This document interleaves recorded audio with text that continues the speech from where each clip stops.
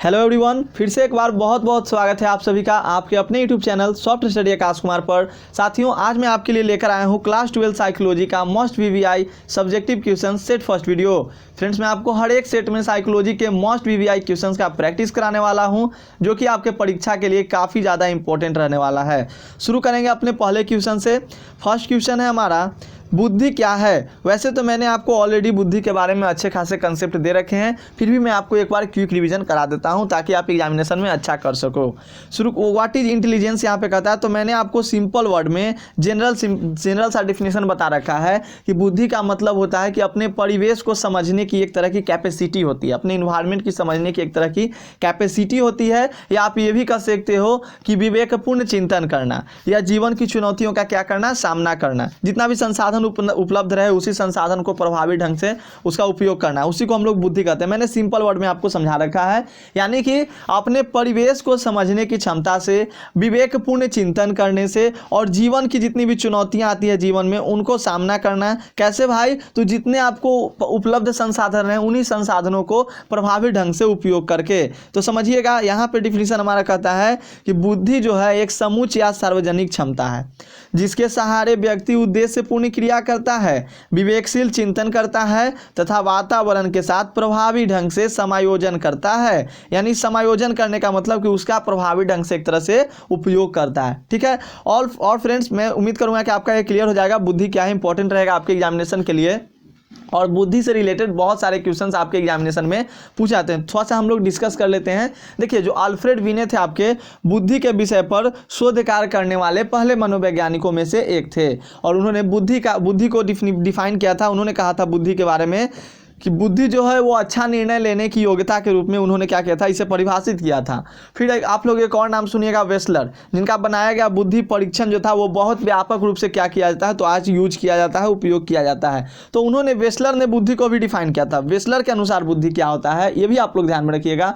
उन्होंने बताया था कि व्यक्ति की वह समग्र क्षमता है जिसके द्वारा व्यक्ति जो होता है वो सविवेक चिंतन करता है। क्या? तो सविवेक, यानी सब मतलब होता है अच्छा, विवेक मतलब होता है बुद्धि। एक अच्छी बुद्धि क्या करता है, चिंतन करता है, एक अच्छा उद्देश्य लेकर किसी उद्देश्य से आपके साथ व्यवहार करता है, मतलब एक स्व उद्देश्य व्यवहार करता है तथा अपने पर्यावरण को प्रभावी रूप से निपटने में क्या होता है, समर्थ होता है। तो उसे बुद्धि किसने बताया था? वेस्लर ने। और बुद्धि के अब बहुत सारे सिद्धांत दिए गए हैं, जैसे एक कारक सिद्धांत, वन फैक्टर थ्योरी था, अल्फ्रेड बिने ने दिया था, ध्यान रखिएगा, इंपॉर्टेंट रहेगा, ऑब्जेक्टिव में पूछेगा। द्विकारक सिद्धांत चार्ल्स स्पियरमैन 1927 में दिए थे। तो ये सब आप लोग याद रखेंगे। बुद्धि का पदानुक्रमिक मॉडल, जिसे आप क्या कहते हो, बुद्धि का संरचना मॉडल भी, और बुद्धि का पदानुक्रमिक मॉडल जिसे आर्थर जेनसन ने दिया था। पदानुक्रमिक मॉडल किसने दिया था?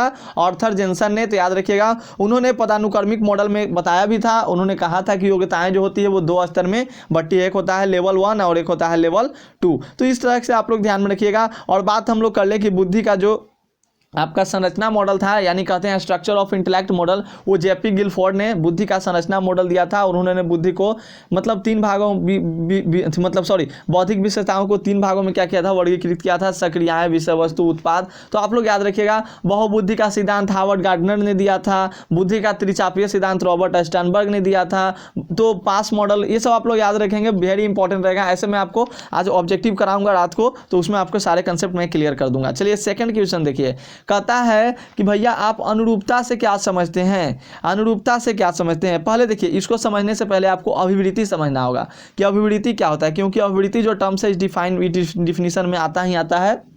तो देखिए, अभिवृत्ति के बारे में इसके बारे में मैंने आपको कंसेप्ट दे रखा है, लेकिन फिर से समझ लेते हैं। कहता है कि सामाजिक प्रभाव के कारण जो भी व्यक्ति होता है, तो व्यक्ति के बारे में एक मतलब उसके विषय के बारे में एक हम लोग क्या करते हैं, दृष्टिकोण विकसित करते हैं।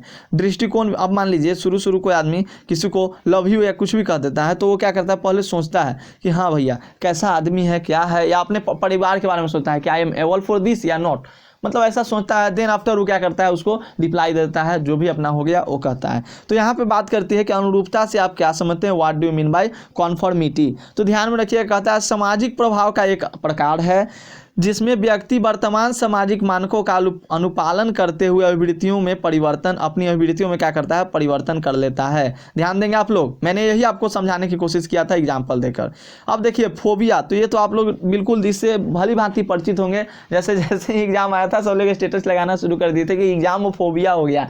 मतलब डर नहीं है, लेकिन फिर भी क्या करना, डरना, यानी मतलब बेमतलब का डरना, बेमतलब के डर को फोबिया कहते हैं। तो देखिए कहता क्या है कि चिंता विकृति में व्यक्ति किसी ऐसे विशिष्ट वस्तु और परिस्थिति के सतत या असंतुलित मात्रा से डरता है जो वास्तव में व्यक्ति के लिए खतरनाक नहीं होता है। बिल्कुल मैंने वही बताया आपको, मतलब डर नहीं है फिर भी डर रहे हैं। अरे भाई हम जब एग्जामिनेशन की पूरी अच्छी खासी प्रिपरेशन कर रखे हैं तो हम डरेंगे क्यों? लेकिन फिर भी क्या होता है, लोग स्टेटस जरूर से जरूर लगाते हैं कि I am suffering from examophobia, water phobia, hydrophobia, ये सब बीमारी होती है। तो ध्यान रखिएगा, इंपॉर्टेंट रहेगा आपके लिए।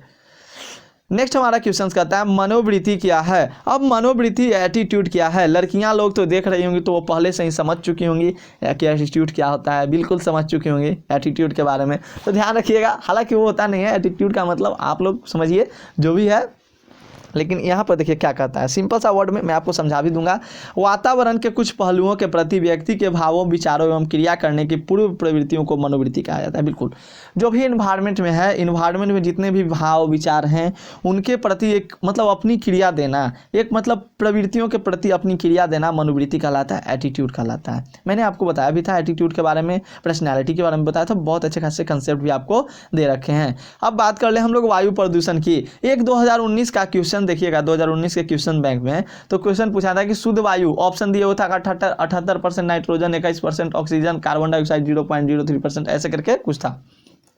मैंने देखा था क्वेश्चन बैंक, तो उसमें मैंने पढ़ा था इस क्वेश्चन को। तो ध्यान दीजिएगा, वायु प्रदूषण वही होता है। ध्यान दीजिएगा, वायु प्रदूषण का मतलब होता है कि जब वायु में carbon monoxide, carbon dioxide, sulphur dioxide, जो भी मतलब विषैली गैसें हैं, उनका अगर मिक्सिंग हो जाता है हवा में, तो उसे हम लोग कहते हैं वायु प्रदूषण। यानी कहने का मतलब सिंपल सा वर्ड यहाँ पे, जीव जगत तथा उसके पर्यावरण को हानि पहुँचाने वाले पदार्थों के वायुमंडल में प्रवेश को वायु प्रदूषण कहते हैं। एग्जाम्पल के तौर पर आप लोग ले लीजिए ना, एग्जाम्पल के तौर पर कार्बन मोनोऑक्साइड को मान लीजिए, सल्फर डाइऑक्साइड को मान लीजिए, ये सब क्या होता है, तो हम लोग वातावरण को प्रदूषित करता है, वायु को प्रदूषित करता है। तो इंपॉर्टेंट रहेगा आपके एग्जामिनेशन के लिए। और जो बच्चे ज्योग्राफी लिए होंगे उनको तो इसके बारे में याद ही होगा। ज्योग्राफी में तो ये क्वेश्चंस वायु प्रदूषण, जल प्रदूषण और जो भी प्रदूषण है वो पूछा ही जाता है हर बार, मैंने आपको बताया भी था। और 6 नंबर देखिए, जितने भी क्वेश्चन होंगे आपको भी इंपॉर्टेंट लग रहे होंगे और इंपॉर्टेंट है ही हैं।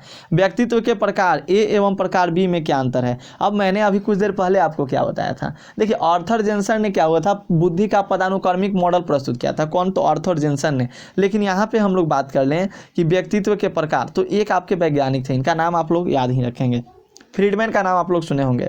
बिल्कुल साथियों, मैं लिख देता हूँ, देखिए वीडियो थोड़ा सा लंबी होगी बट आप लोग समझिएगा अच्छे से।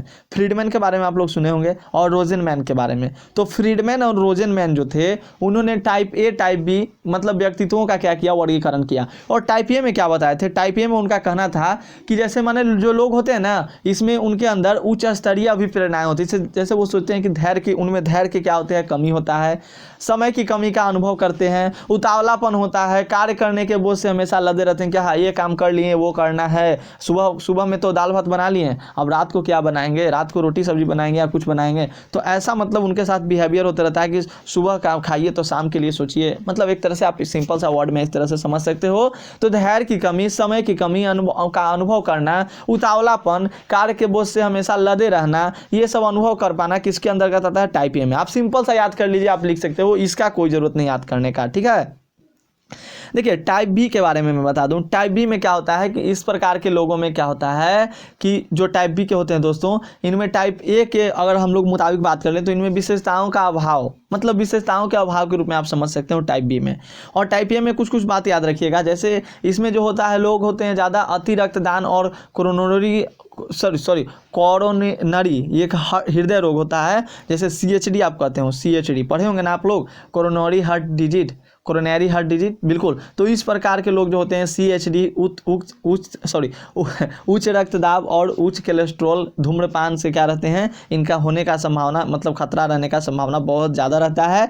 और टाइप बी, और हाँ एक टाइप सी के बारे में भी चर्चा कर लेते हैं। हुआ क्या था, 2021 का मॉडल पेपर जब मैं बच्चों को सोल्व करा रहा था, उसमें मैंने देखा था, एग्जाम्पल था कि टाइप सी के कौन से एग्जाम्पल, जैसे कैंसर जो आपका आता है ना, वो टाइप सी के लिए संवेदनशील होता है। तो इसको मॉरिस ने क्या हुआ था, मॉरिस ने टाइप सी के बारे में बताया था, टाइप टाइप सी के व्यक्तित्व का एक वर्गीकरण करके समझाया था, और जो कि कैंसर के प्रति क्या होते हैं, संवेदनशील होते हैं। टाइप सी के बारे में याद रखिएगा, पूछा जा सकता है, इंपॉर्टेंट रहेगा, बिकॉज मॉडल पेपर में पूछे गए थे आपके 2021 वाले में।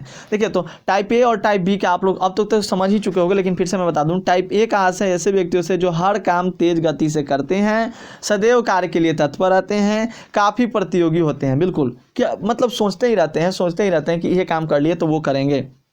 इनमें क्रोध एवं आक्रामकता की प्रवृत्ति अधिक होती है, तो कहा जाता है कि जो जल्दी कोई काम को करेगा वो क्रोधित भी जल्दी ही होता है। दूसरी तरफ टाइप बी वाले लोग अपेक्षाकृत शांत आराम से कार्य करने वाले। तो मैंने भी जो बताया वो भी आप लिख सकते हो, ये भी लिख सकते हो, दोनों का अर्थ जो है वो सेम ही है। अब देखिए, सामूहिक अचेतन क्या है भाई, अनकॉन्शियस। अनकॉन्शियस मतलब कब हम लोग फील करते हैं, कहते हैं ना हम अनकॉन्शियसनेस फील कर रहे हैं, तो यहीं पे वो बात की जा रही है अनकॉन्शियसनेस की। तो कहता है सामूहिक अचेतन में पूरी मानव जाति के अनुभव जो हमें अपने पूर्वजों से मिलते हैं, इकट्ठे रहते हैं, इन अनुभवों की अभिव्यक्ति कुछ प्रतिभाओं के द्वारा होती है, जिन्हें क्या कहते हैं, आदि रूप कहा जाता है, यानी आप कह सकते हैं सामूहिक अचेतन।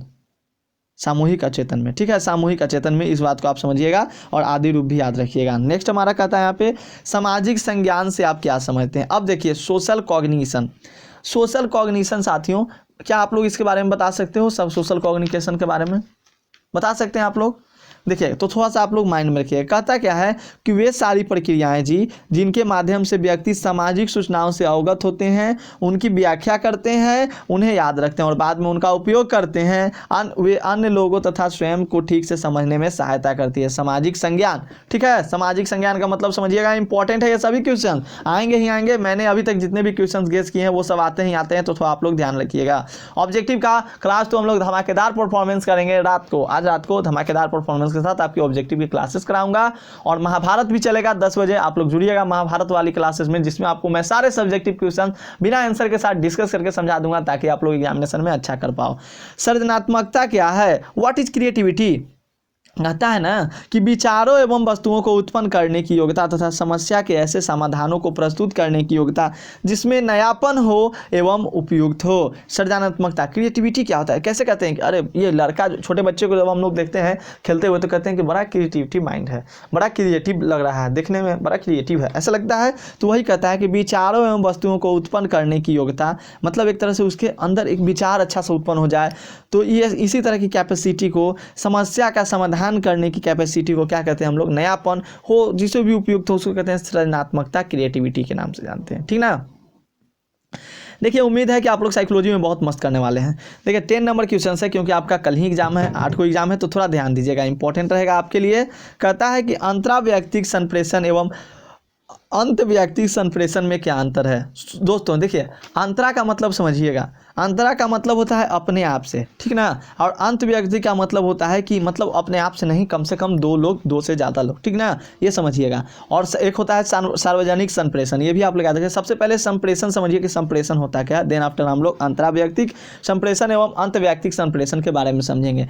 तो मैंने आपको ऑलरेडी बता रखा है कि संप्रेषण जो होता है वो एक सचेतन या अचेतन क्या होता है, सभिप्राय, या मतलब आप कह सकते हो कि एक मतलब क्या है, एक प्रक्रिया है जिसमें भावनाओं तथा विचारों को ये क्या किया जाता है, संदेश के रूप में भेजा जाता है, ग्रहण किया जाता है, उसे हम लोग संप्रेषण कहते हैं। मतलब जितने भी आपके पास भावना हो गए उसे एक्सप्लेन कीजिए, एक्सप्रेस कीजिए, किसी के सामने स्टेटस लगाकर, जो भी करके आप स्टेटस लगा के एक्सप्लेन कीजिए, या उसको कॉल करके बताइए, लेटर लिख के बताइए, मतलब किसी तरह से बोल कर बताइए, उसी को कहते हैं क्या हम लोग, संप्रेषण कहते हैं। और इसमें आपका अंतराव्यक्तिक संप्रेषण होता है, जैसे कि अंतराव्यक्तिक में व्यक्ति का स्वयं से संवाद करने की क्रिया को कहते हैं, जबकि अंतर्व्यक्तिक में होता है कि उस संप्रेषण में 2 या 2 से अधिक व्यक्तियों से संबंधित होता है, मतलब कि उसमें ज़्यादा लोग हों। और एक आपको मैंने पढ़ाया था सार्वजनिक संप्रेषण के बारे में, ध्यान रखिएगा। जैसे आपके रेडियो टेलीविजन पे मोदी जी आते हैं, मन की बात करके चले जाते हैं। अब मोदी जी का ही नहीं एग्जाम्पल, जो भी आप समझिए, मतलब कि कोई वक्ता जो मतलब मुख से या जनसभा में भाषण देता है,